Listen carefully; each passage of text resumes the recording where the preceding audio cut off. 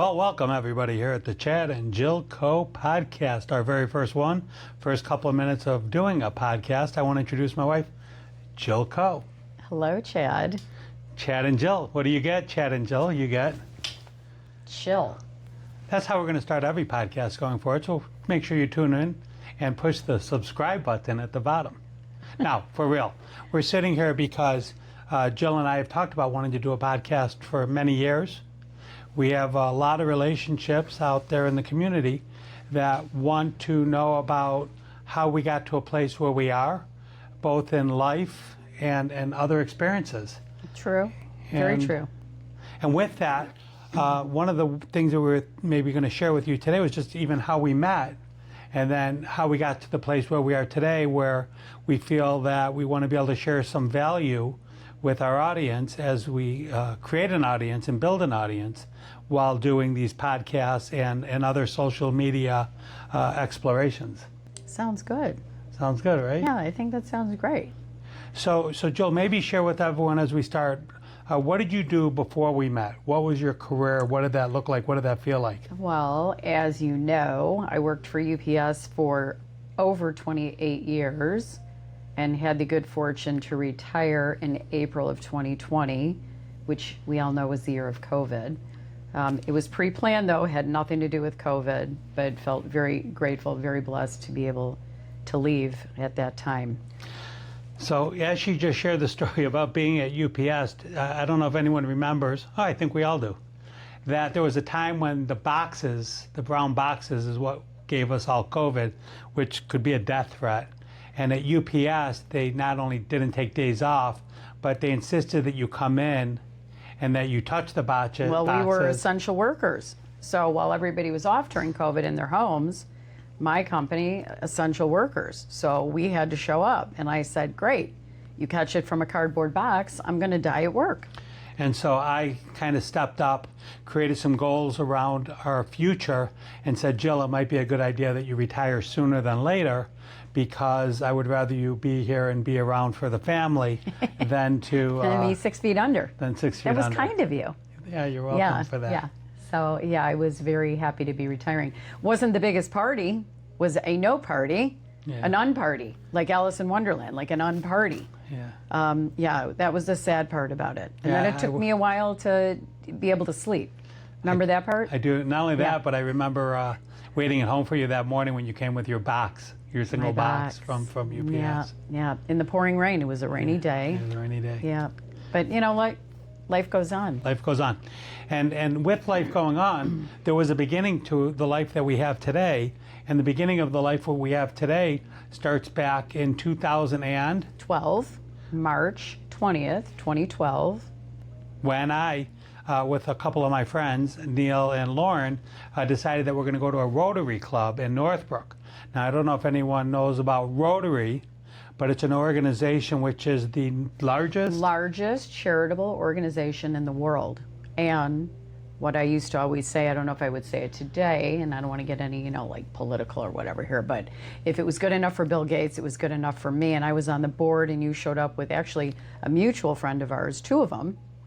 And you and I sat next to each other, and we talked about philanthropy, which is really the glue that keeps us together, and philanthropy is what brought us together, being charitable and giving. And if you watch some of our episodes coming up, we're going to talk about some of the philanthropy, not only that we do, but ways that other people can get involved and be able to participate in the world of philanthropy. True. Because I think as we get older and more mature, that's one of the callings that people have. Well, I would hope so, because I think giving comes back to you in ways not monetary. I don't give for the monetary part of it. I give because I think there's some universal give back that you receive when you're charitable and when you're philanthropic. I mean, yesterday we went and did a philanthropy visit, right? Yeah, and we went over to Cashet in Highland Park, great. Actually. It was wonderful being named in honor of our late nephew, Justin. But yeah, I feel like when you do for others, and not saying that you do it quietly, anonymously, that there's great gifts that come back to you, universal gifts. And some of the things that we'll talk about as we talk about the different gifts is about 2000 and 2019, 18, 17. No, it was actually 2000 and no, it was actually 1997 when I got in the business at Co Financial Group. Oh. Started initially at Payne, but I was told early on that networking is a way to be able to build business. And you're the master networker. That's what they say. But what I am is the master giver. True. And it's the master giver of business and opportunity. And one of the things that I share with people is if it's kind of like a guessing game here, is if someone doesn't like you or they're angry with you or they're frustrated with you, what's one way to get them to convert to be someone that is actually likable, nice, and someone that you could be with? What do you do for that person? You give them business, give them connections, and give them opportunity. So one of the things we talked about early on in my career is the idea that I always wanted to be able to give.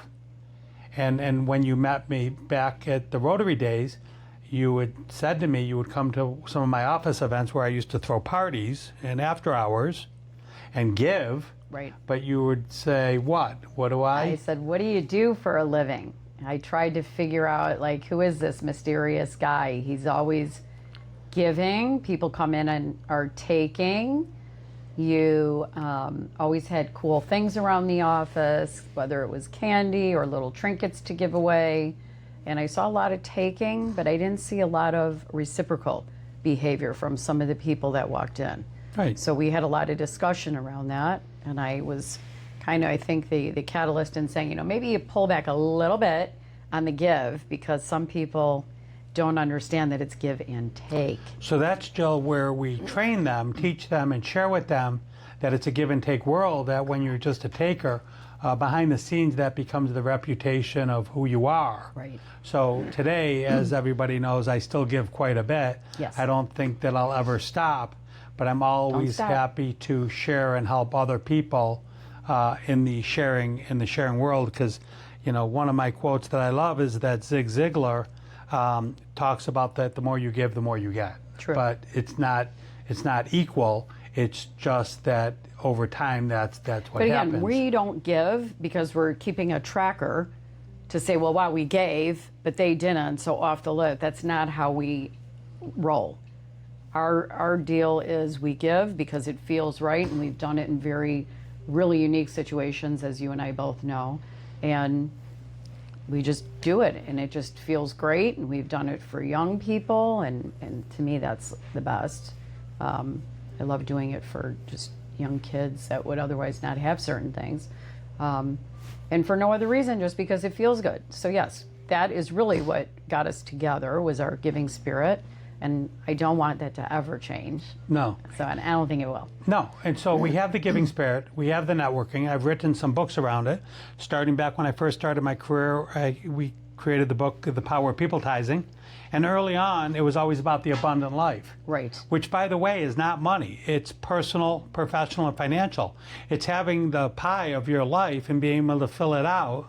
And if the pie of your life isn't filled out personally, professionally, financially, then we remove the roadblocks to be able to make it happen. The second book I wrote, as the networking became a great tool for building business, relationships, and giving, was The Confident Leader. And around The Confident Leader, one of the things that we love to talk about is if you could ask for anything you want and the answer was always going to be yes, what are some of the things we would ask for? And so we'll have some fun with the different asks. Right.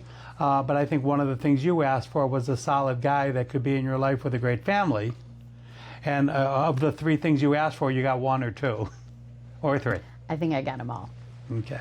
I have the great guy. You have an amazing family. And what was the third thing?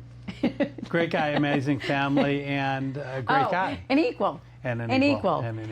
Could do the same or better than I'm doing. Yeah. Didn't really want to have to support somebody. No. Financially. Correct. But emotionally you do. Emotionally. And I think that's more important than financially. If you don't have emotional support, we know money doesn't go, what they say about money, right? Money doesn't solve every problem. It's nice to have, but you still have problems. So. And we know about having money and how it feels, and we know what it's like not to have money. Yes. And how that feels. So as we talk about this podcast over time, we're going to address and go deeper dive into the different things that we have addressed based upon our own personal life. So I'm kind of like an open book about my life, and that it wasn't always easy. Definitely But not. one of the ways that I've overcome things that aren't easy is by being focused, having goals, having clarity around what I want, and then waking up every single day and then trying to achieve those, and always removing the roadblocks that might stop us from getting where we want to go. Goals. People always talk about, I should have goals. You really are the, you set goals, you exceed goals, always. I kind of thought it was like magic. And remember when you used to do magic for a while with your magic tricks? That was fun. We'll do it. I'll bring a couple tricks you can out. bring it out. They're pretty cool. Yeah, next time. But there's something about you, and I think, again, it's the energy you send up to the universe that says, I'm setting this goal, I'm going for this goal, and then you don't just make it, but you exceed the goal, which is fascinating. It's fun to be able to achieve, and I have stories around that go back to my business days, where someone at my broker-dealer, First Allied, her name was Annie, and she used to predict goals that I would achieve, and I never understood how I was going to achieve them. The numbers always seemed way beyond anything I could get to. And every single year I achieved the goals, and every year she set new ones. And like a magic trick, we achieved them. And one of my sad days of my life was when she retired, and no one was able to replace that energy around her giving me those incredible goals. But now you make them for yourself. Now you make them for yourself. And another thing that we talk about is charity, that I founded a charity back in the year 2000. And over the years of doing charity and raising money for a lot of nonprofits, I started doing auctioneering for charities. And now we do auctioneering together. And now we do it together. And there's great stories around us doing them together. And that's why I created the Auctioneer's Apprentice. And the idea around that is it's a great parable on being able to take your foot off the brake and being able to move forward and really inspire other people to do the same thing. I think that it's more fun when you could go with a group and go down a path of hikers together, rather than just kind of do it on your own and wave to everybody as you reach the peaks. I'd rather everybody be on the peak with me. You like a group. You're a group guy. You've really never been like a solo guy. You know, I'm also an introvert. Well, you know what's interesting though, so as I'm saying, you really don't like to be a solo guy. So I'm thinking back to like the umpteen stories I've heard about your childhood. And we won't go into all of those today because we just I'm don't going to have keep them a time. secret. They could tune in for the next one. Right. But one of your stories was going to see the movie Rocky 17 times? 17 weeks it was held over. I saw it every week. Every week. By Big yourself. bucket of popcorn. By yourself. And Yeah. you're still a popcorn lover, as we know. Yeah, I'm smiling. But by yourself. You know, so I was like, oh, you're like the lone soldier.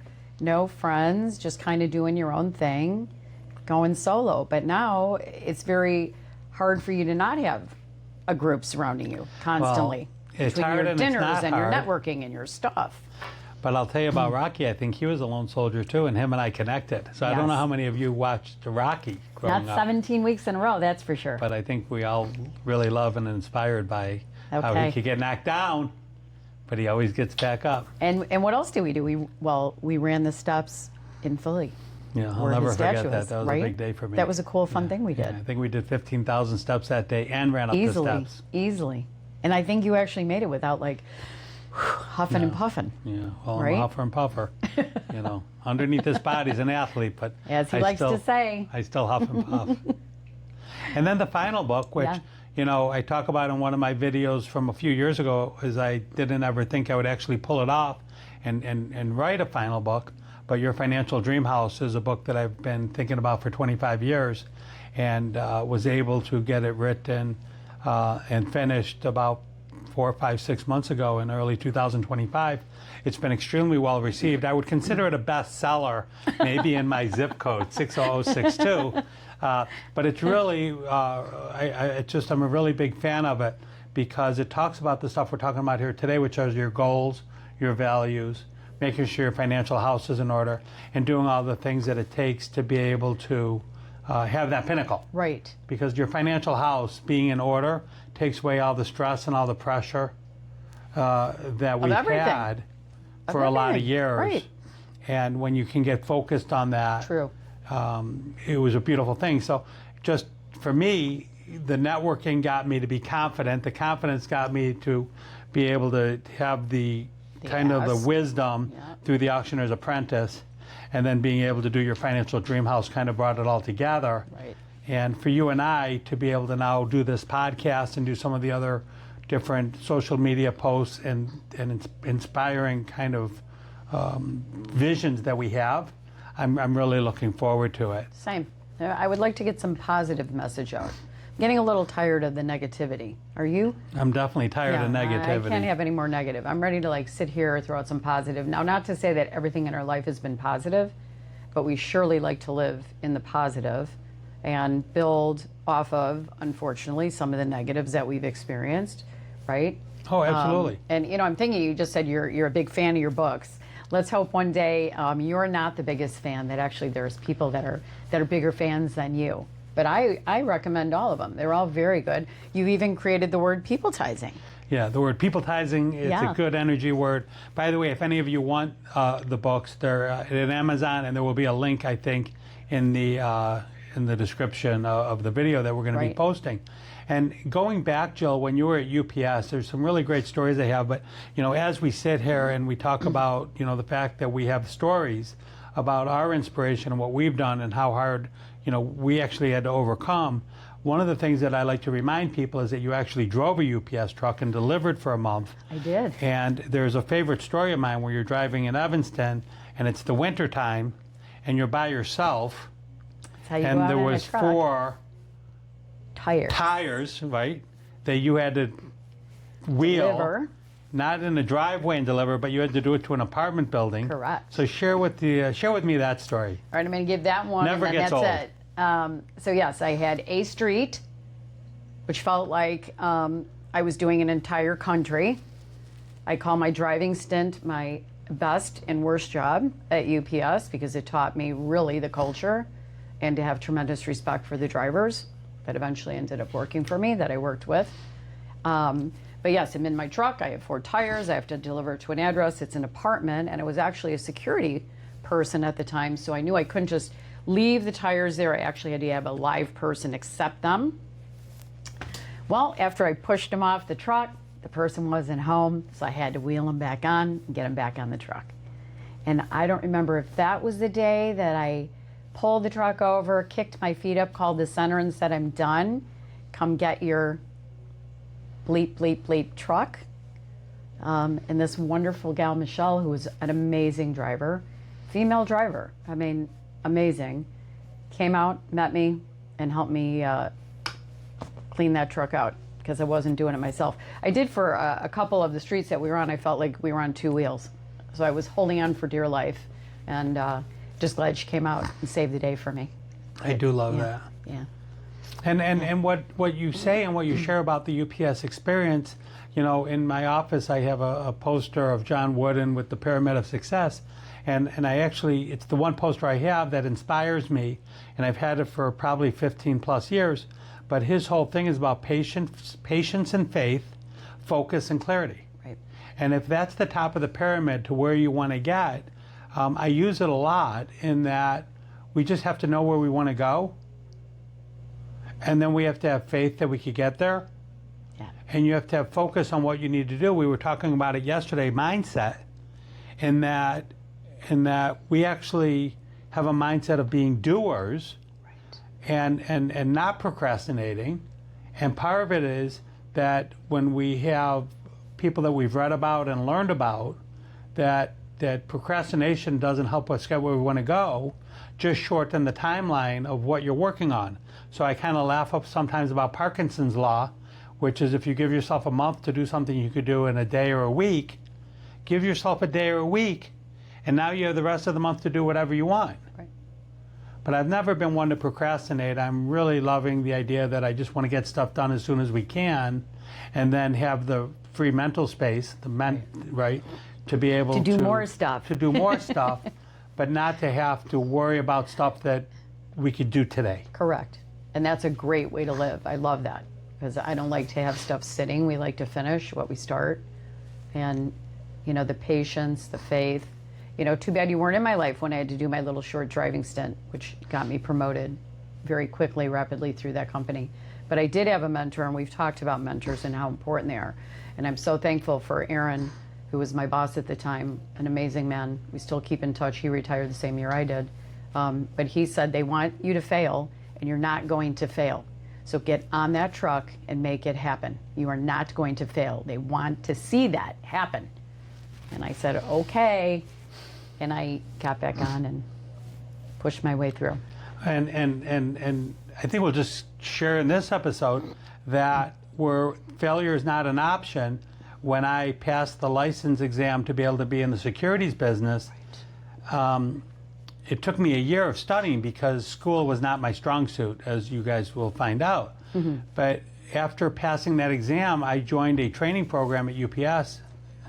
Payne Weber, Payne Weber, 1997, where we had 30 people in our training class, and I'm actually one of 3 people that graduated, where you had to have a certain amount of assets and a certain amount of production. But what we talked about and what we laugh about is I used to cold call the operator, which I learned they're not allowed to hang up on you, but they all had money and it was a great place to practice.